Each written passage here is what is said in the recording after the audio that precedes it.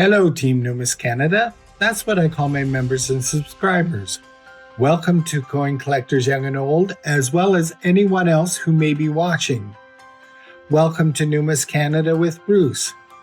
Today we're celebrating a significant milestone, the 100th anniversary of the Royal Canadian Air Force through the fascinating lens of stamps and coins from my collection. As someone born in Trenton, Ontario, with its deep Air Force roots, this topic is especially close to my heart.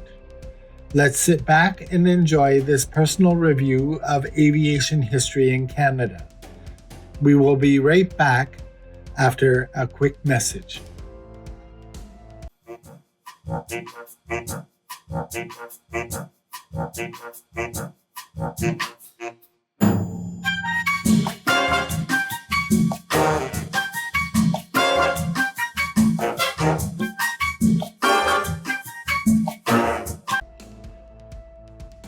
Welcome back. While you may have seen some of these coins before, perhaps even on this channel, today we're diving deeper. We'll be taking a chronological look back from the newest releases to some truly vintage pieces, uncovering stories and details you might not have encountered before. This is not just about showing off my collection, it's about celebrating the rich history of the RCAF. Let's start with this stunning 2024 fine silver proof dollar, commemorating the RCAF's Centennial. This fine silver coin weighs 23.17 grams and has a diameter of 36.07 millimeters. The reverse is designed by Jason Bowman. Is a captivating collage. It features the iconic RCF roundel and a stylized tartan symbolizing the organization's heritage. Planets represent exciting future of the RCAF's space division, while the stars embody their motto, Sic itura ad astra, such is the pathway to the stars. A flaming parrot tulip, a symbol of rescue, highlights the role of Canadian military search and rescue. The coin also showcases key aircraft from the RCF's history.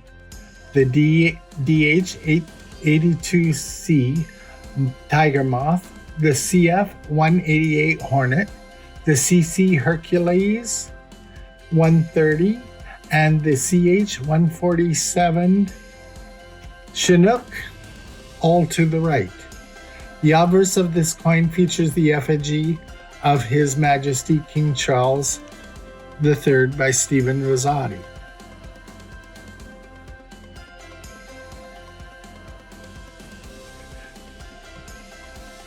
Next up is the 2024 $20 coin, also celebrating the RCAF Centennial. This 4/9 pure silver coin weighs 31.39 grams and has a diameter of 38 millimeters and a nominal middleweight of 31.39 grams. David Moore's retro style spans 3 eras of fighter aircraft. The Camel and Spitfire, the past, and the cutting-edge F-35 Lightning, representing the future. Like the previous coin, the obverse bears the effigy of King Charles III by Stephen Rosati. So, and we'll set that down. Now, let's take a look at the 2024 $2 commemorative coins, circulation coins, which celebrate a century of going above and beyond. Since its inception in 1924, the RCAF has played a pivotal role in Canada's history. These coins from honor These coins honor the RCAF's 100 years of service, from pioneering civil air operations like fighting forest fires and mapping Canada to its crucial role in World War II, and its ongoing contribution to air defense, humanitarian aid, and even space support.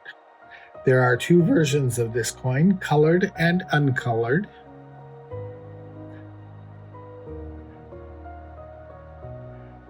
The reverse features ad model HCC-130 Hercules, a mainstay of the RCAF transport fleet. For over 60 years, flanked by other significant aircraft like the Finch Mk2, Otter, Sabre, Canuck, Tudor, Buffalo, Hornet, and Griffin helicopter.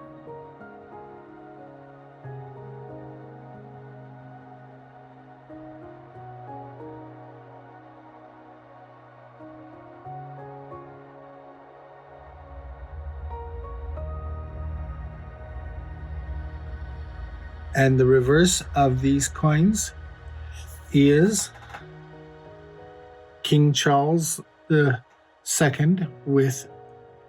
by Stephen Rosati.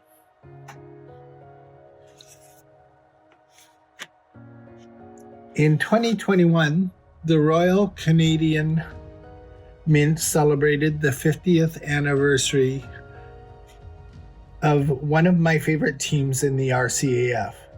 In 2021, the Mint celebrated the 50 years of the RCAF's and Canada's aerial ambassadors, formed in 1971 to demonstrate the skill, professionalism, and teamwork inherent in the Canadian Forces. As said by some managers in the Department of Defense, teamwork is dreamwork, making daunting tasks simpler with this teamwork. The Snowbirds carry on a proud tradition of aerial excellence that dates back to early years of powered flight in Canada. The coin features a big 50.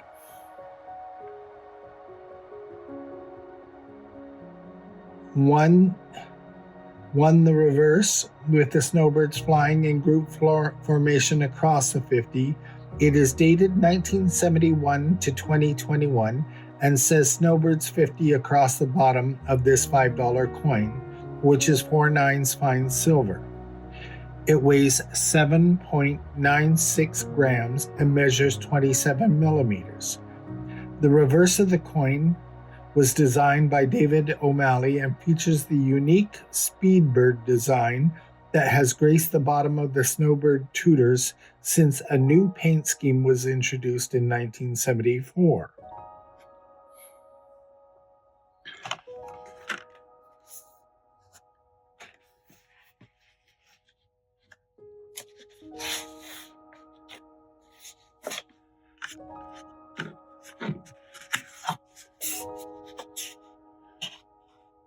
The obverse of the coin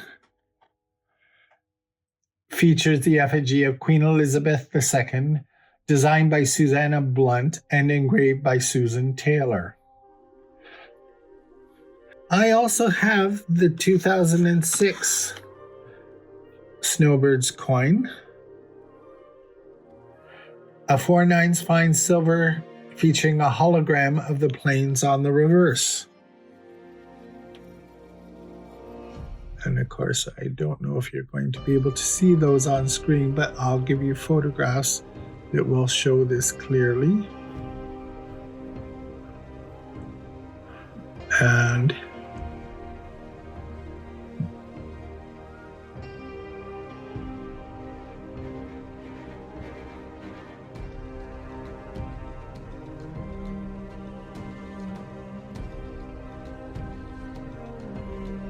this coin was originally part of a set with a stamp and a tin, though I only have the coin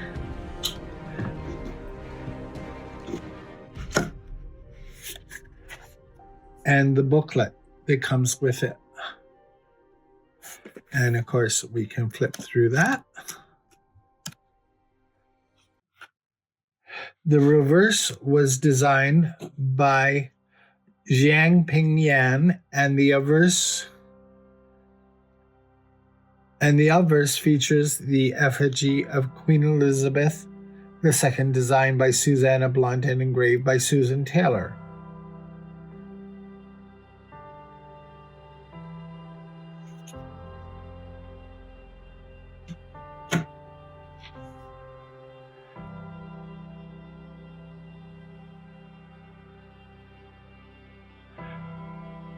Canada's contribution, human and industrial resources during the two world wars, stand as one of the nation's great achievements. Few countries could have given more of their lifeblood, ingenuity, and resourcefulness to achieve the final goal. The First World War of 1914 to 1918 saw the beginnings of a large-scale aircraft manufacturing in Canada, with a production of nearly 1,300 Curtiss JN-4 Canucks built by Aeroplanes Limited in Toronto. Canadian aircraft manufacturing reached its peak during the Second World War, when over 15,000 operational and training aircraft were produced. Production included over 1,000 Hawker Hurricanes and 430 Lancaster bombers. The first Lancaster off the assembly line at Victoria Aircraft was named Ruhr Express and served with distinction on many operations until destroyed in a landing accident. In 1950, Canada's first jet fighter, the Avro CF-100, took to the air. Over the years to come, the CF-100 has served Canada in North America defense and in Europe. 53 of the total production, 692 were sold to Belgian Air Force in 1957. A small number still soldier on today, with number 414 Warfare Squadron in North Bay, Ontario. This 17-cent stamp, the Avro Lancaster, designed by Robert Bradford with typecast by Jacques Charette. This stamp measures 40 millimeters by 24 millimeters horizontal, featuring the Lancaster plane in a blue sky, printed by the Canadian Banknote Company in Ottawa. 28 million were printed. The next stamp is the Avro Canada CF-100, designed by Robert Bradford with typecast by Jacques Charette. This 17-cent stamp measures 40 millimeters by 24 millimeters horizontal, featuring the 3 CF-100 planes flying above the clouds, printed by the Canadian Banknote Company in Ottawa. 28 million were printed. The next stamp is the Hawker Hurricane. This stamp also measures 40 millimeters by 24 millimeters horizontal, featuring the 2 Hawker Hurricanes ascending above the clouds, printed by the Canadian Banknote Company in Ottawa, and 17 million of these were printed. The next 35-cent stamp is the Curtiss JN-4 Canuck. It also measures 40 millimeters by 24 millimeters horizontal, featuring the 3 CF-100 planes flying above the clouds. Painted by Canadian Banknote Company in Ottawa, 17 million of these were printed.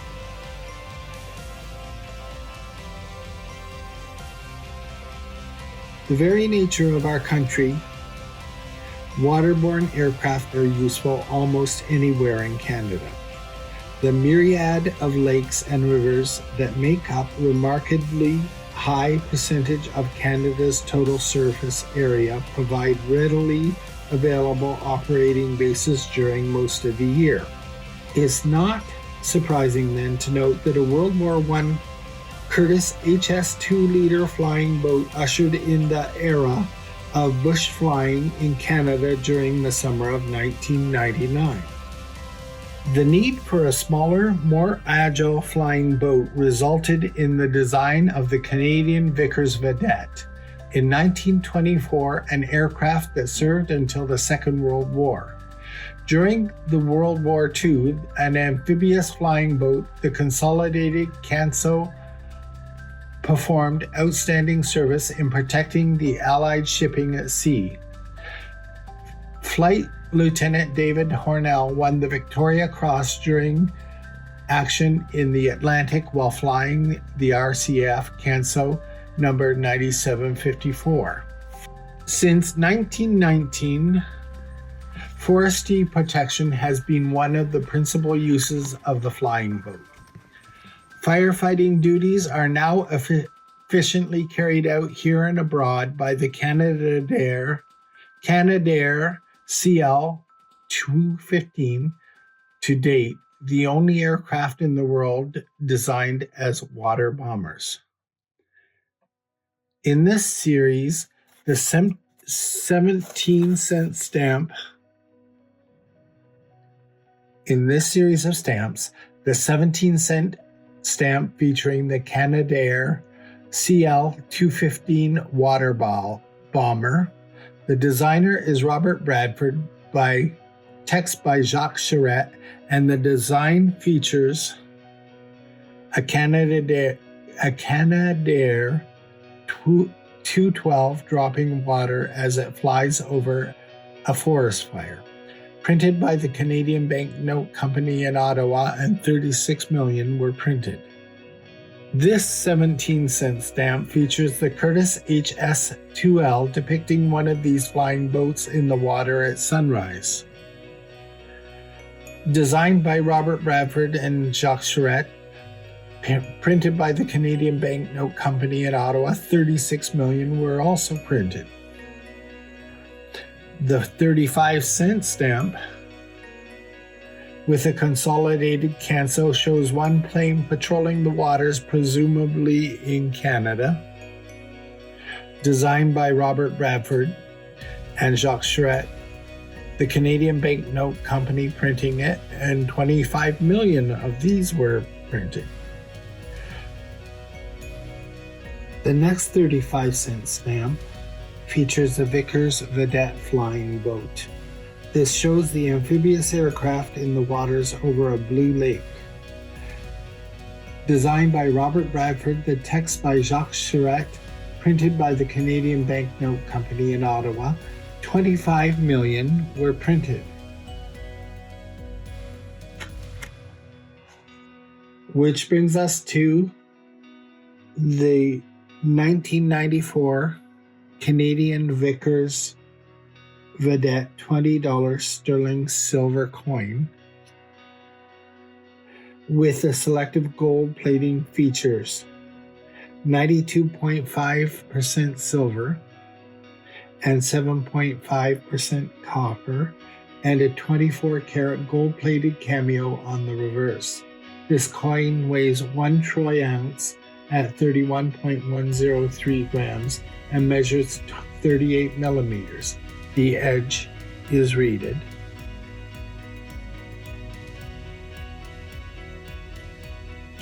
The Canadian Vickers Vedette played an important role in the history of the Canadian aviation during the 1920s. The pusher biplane flying boat was developed mainly for forestry patrol and aerial photographic operations.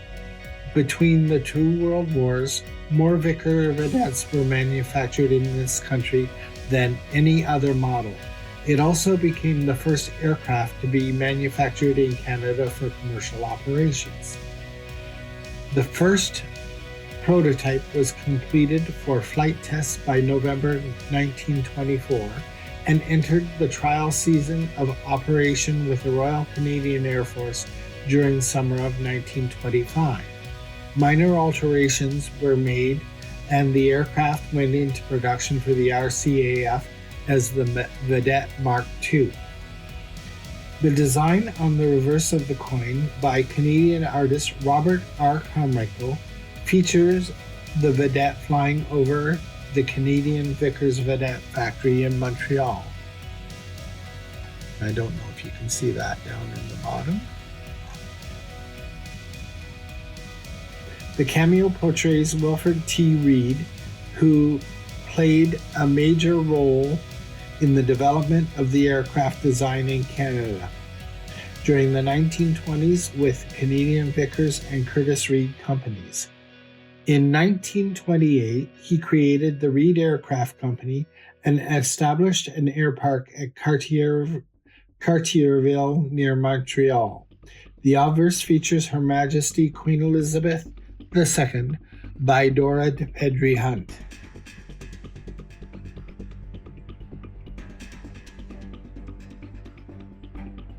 And that is the Vickers Vedette.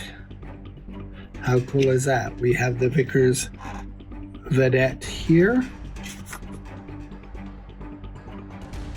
on the stamp. And we have the Vickers Vedette here. How cool is that?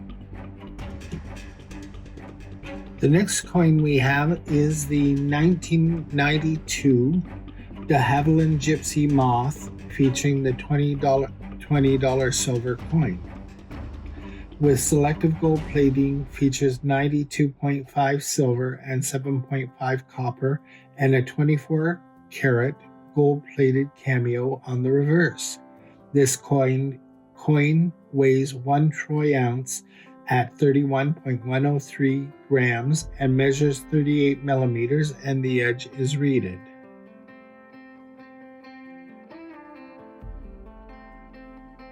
Originally from Great Britain, the de Havilland Moth was a light 2-seat aircraft which became the standard equipment of most flying clubs of the world in the 1920s. Its success soon led to the establishment of de Havilland subsidiaries in Canada and Australia.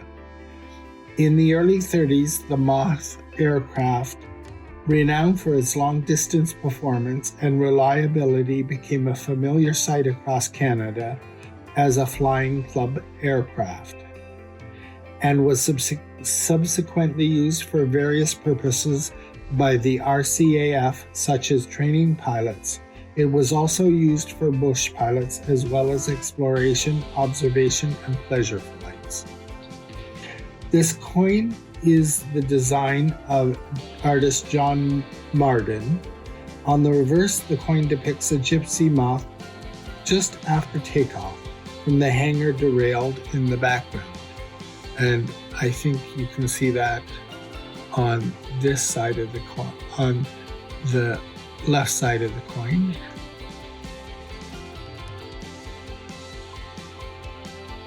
The coin is designed by John Marden. On the reverse, the coin depicts a Gypsy Moth just after the takeoff from the hangar detailed in the background. The cameo depicts a Merton A. Seymour, the first pilot to be trained by the Aero Club of British Columbia. In 1939, he was named president of the Canadian Flying Club Association and was awarded the Trans-Canada Trophy. In 1940, in recognition of the outstanding leadership he gave to the Flying Clubs of Canada, the obverse features Her Majesty Queen Elizabeth II by Dora de Pedri Hunt. And thank you for taking the time with me to look at this coin. The 1993 Fairchild 71C $20 sterling silver coin with selective gold plating features a 92.5 silver and 7.5 copper and a 24-karat gold-plated cameo on the reverse. The coin weighs 1 troy ounce at 31.103 grams and measures 38 millimeters, and the edge is reeded. Designed in 1932 mainly for civil Designed in 1932, mainly for civil use, the Canadian-built Fairchild 71C was a 7-seat utility monoplane developed from the famous Fairchild FC2. The Fairchild 71C model featured folding wings and an undercarriage that could be quickly changed from wheels to skis to floats.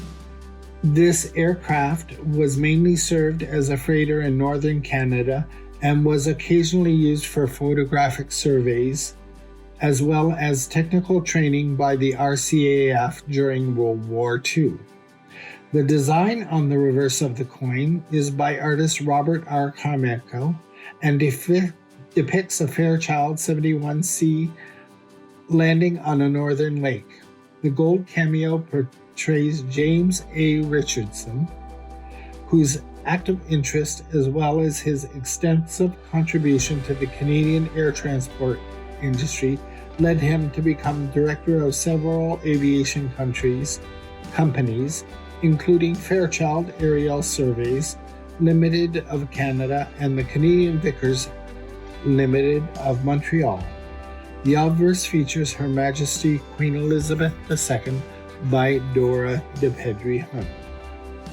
I hope you have enjoyed this journey through the RCAF history as seen through my collection of coins and stamps. I'm sure there are many more out there. If you have any RCAF related numismatic or philatelic items, please share them in the comments below. If you have photos, you can email them to Numis Canada with Bruce, and we might even do a follow-up video. So I thank you for watching, and I'll see you in the next one. Bye for now.